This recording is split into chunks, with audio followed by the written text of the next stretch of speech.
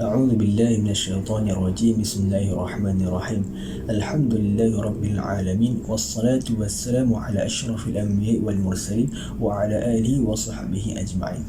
السلام عليكم ورحمة الله تعالى وبركاته. Jadi saya Muhammad Hasim Zulhalmi bin Ismail dan rakan sekumpulan dengan saya telah pun memilih satu tajuk dakwah, iaitu menegur atau menyindir.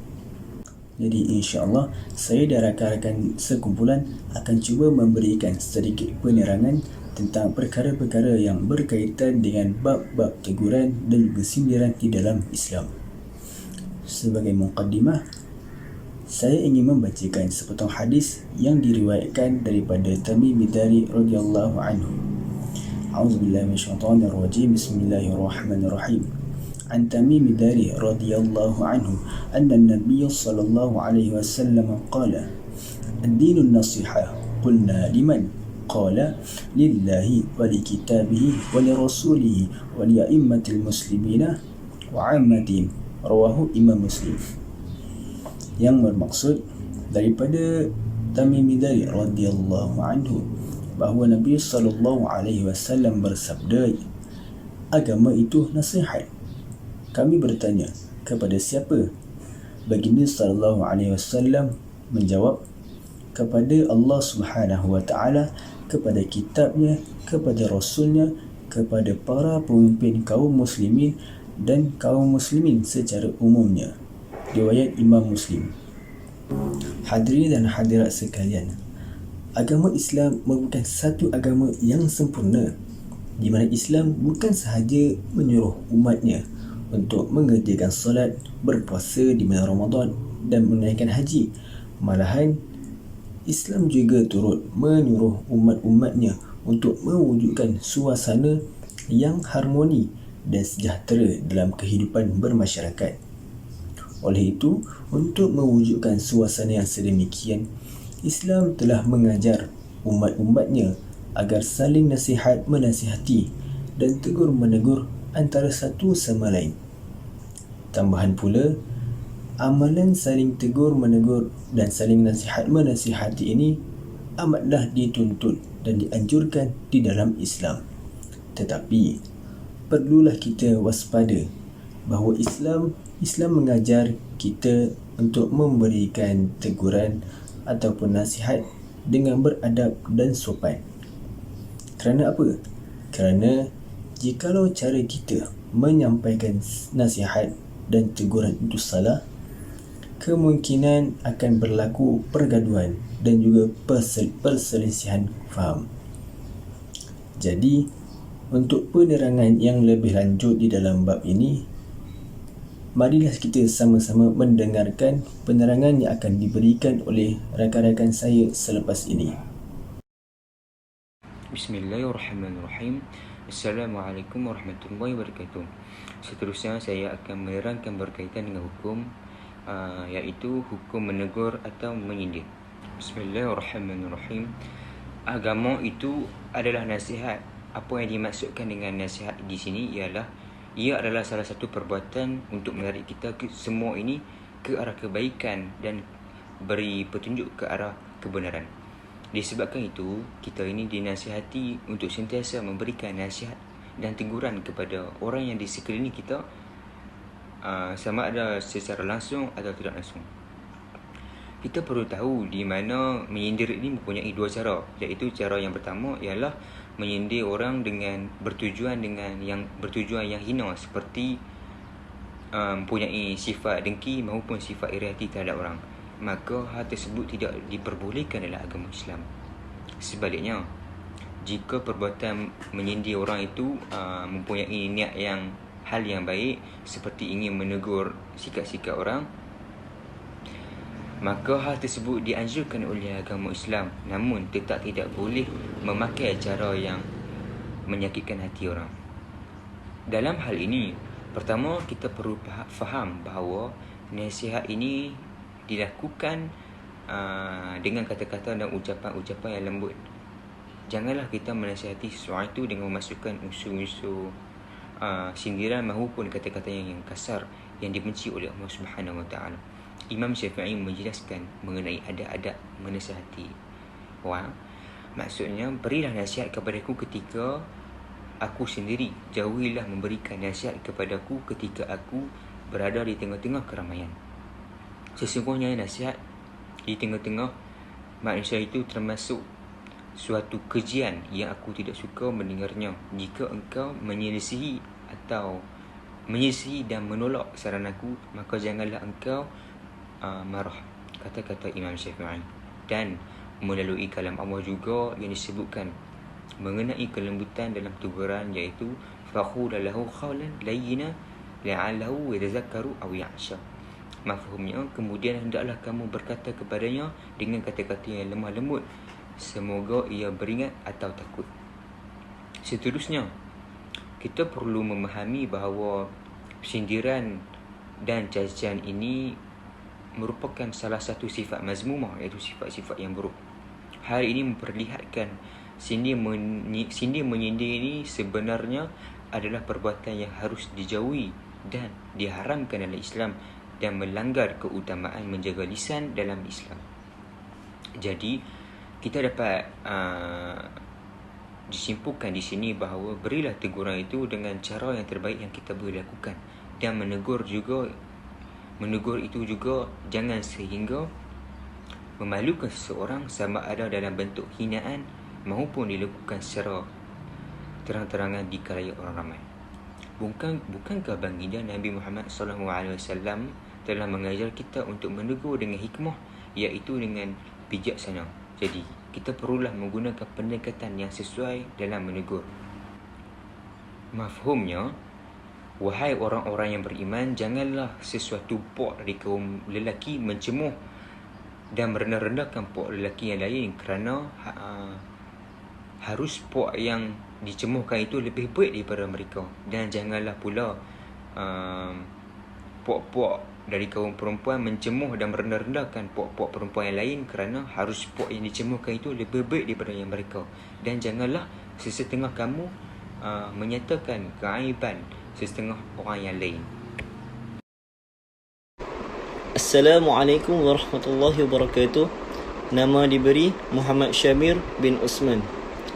Okey, berdirinya ana di sini untuk berkongsi sedikit ilmu yang ana pelajari, iaitu tentang adab-adab menegur ataupun kebaikan menegur. Okey. Sebelum kita menegur seseorang, cuba kita tanya diri kita. Apakah niat kita untuk menegur orang? Okey. Jika niat kita untuk menegur orang ni untuk memalukan orang ataupun untuk merendahkan orang, batalkanlah niat tu.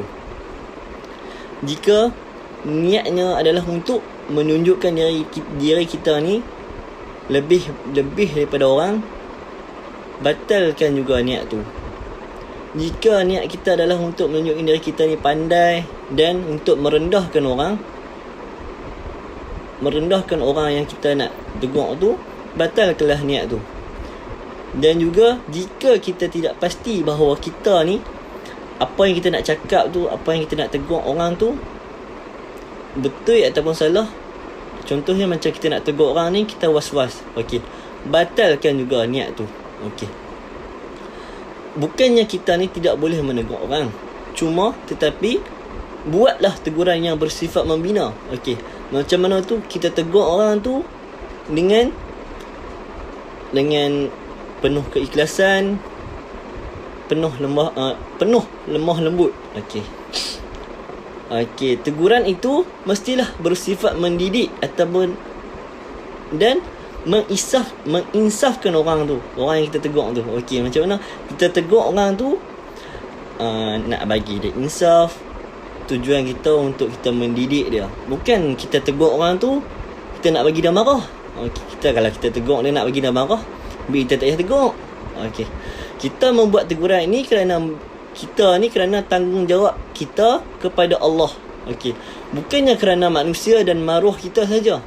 Jagalah maruah pihak yang hendak ditegur. Okey, kita tegur orang tu bukan kita, macam saya cakap tadi, bukannya kita tegur orang tu nak bagi orang tu malu. Okey, jagalah maruah orang yang kita nak tegur semua. Okey, semasa membuat teguran, ingatlah dia kita ni juga tidak sempurna. Maksudnya kita cakap orang tu berpada-pada. Maksudnya kita ni juga manusia. Okey, kita pun pernah buat kesilapan. Okey, kita tegur orang tu berpada-pada. Maksudnya kita tegur orang tu, janganlah sampai kita tegur orang tu macam kita ni tak pernah buat salah. Okey, ingatlah manusia di hadapan kita ni juga pernah buat kebaikan dan bercakap dengan perkataan yang baik. Berikanlah teguran tanpa buruk sangka kepada mereka. Maksudnya kita tegur orang tu tanpa buruk sangka kepada orang kepada orang yang kita nak tegur tu. Okey, tegurlah dengan penuh adab dan bercakap dengan kebaikan yang lemah lembut. Okey, macam tadi saya cakap lah, nak tegur orang kena dengan penuh lemah lembut. Okey. Okey, mari kita ambil sedikit ibrah daripada kisah Nabi Musa dan Nabi Harun. Ketika Allah Subhanahu wa taala mengarah mereka berdua untuk berdakwah kepada Firaun. Firman Allah Subhanahu wa taala, A'udzu billahi minasyaitonir rajim. فَقُولَ لَهُ قَوْلًا لَيَّنًا لَعَلَّهُ يَتَذَكَّرُ أَوْ يَخْشَى. Okey, bermaksud kemudian hendaklah kamu berdua berkata kepadanya, iaitu Firaun tu lah, dengan kata-kata yang lemah lembut, semoga dia beringat ataupun takut. Okey, Allah Subhanahu wa taala bagi tahu dekat Nabi Musa dan Nabi Harun ni supaya tegurlah Firaun tu dengan cara lemah lembut, supaya Firaun ni dengar lah. Kalau Nabi Musa dengan Nabi Harun ni tegur marah-marah, Firaun pun tak dengar, betul tak? Okey, surah Taha ayat 44. Dengan sejahat-jahat walaupun sejahat-jahat mana pun manusia yang diminta untuk kita menegur dengan cara lemah lembut. Okey, macam mana tu?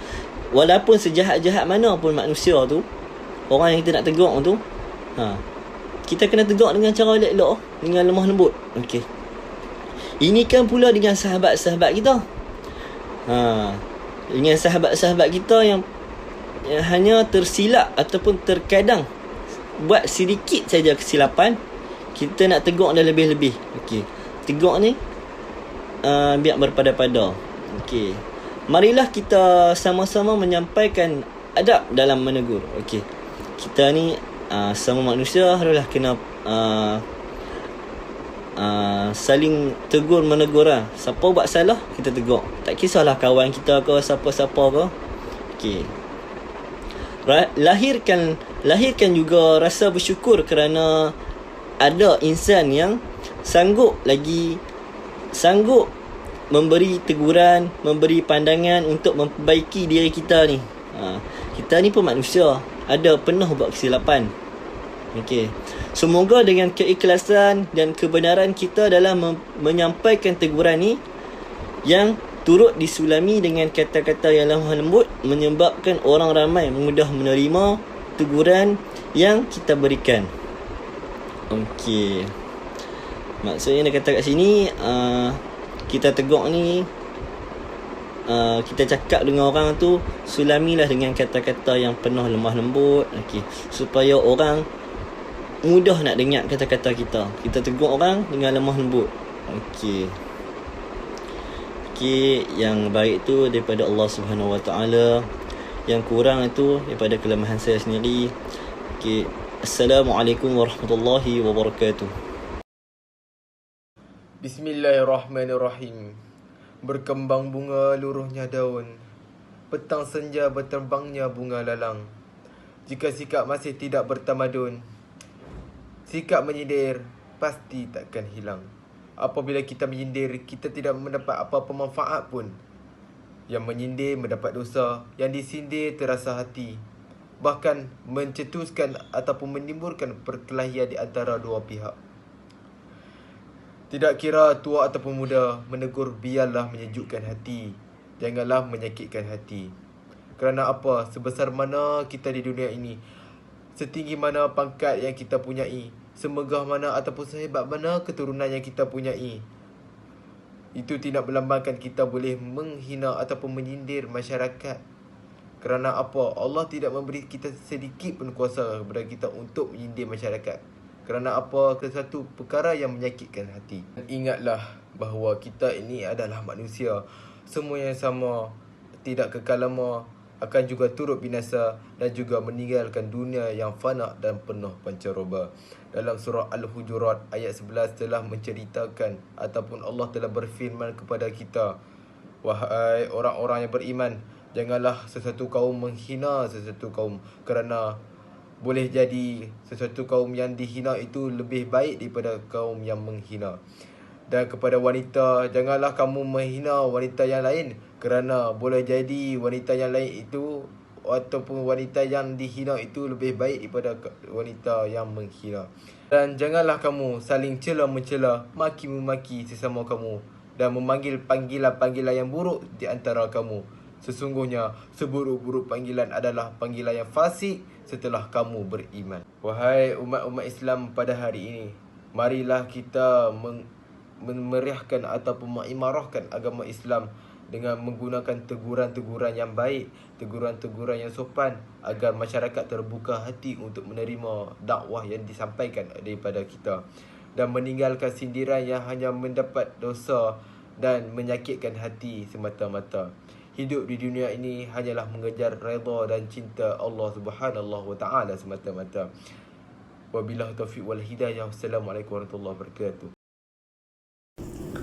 Sebagai penutup, apa yang dapat disimpulkan di sini adalah setiap manusia mempunyai hak untuk memberikan teguran kepada orang lain. Okay? Setiap manusia tak ada masalah. Tidak masalah untuk memberikan teguran ataupun nasihat kepada orang lain.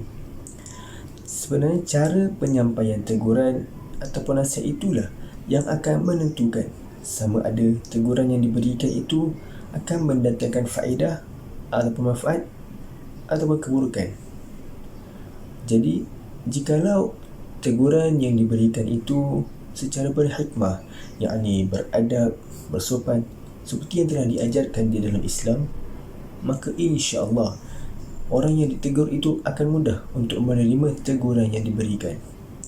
Namun, jikalau teguran yang diberikan itu secara menyindir, memaki hamuan, sehingga menyakitkan hati orang yang ditegur ataupun melukai hati orang yang ditegur, walaupun kita tak tiada niat untuk menyakitkan hati mereka, tapi kita kena ingat, niat tidak menghalalkan cara.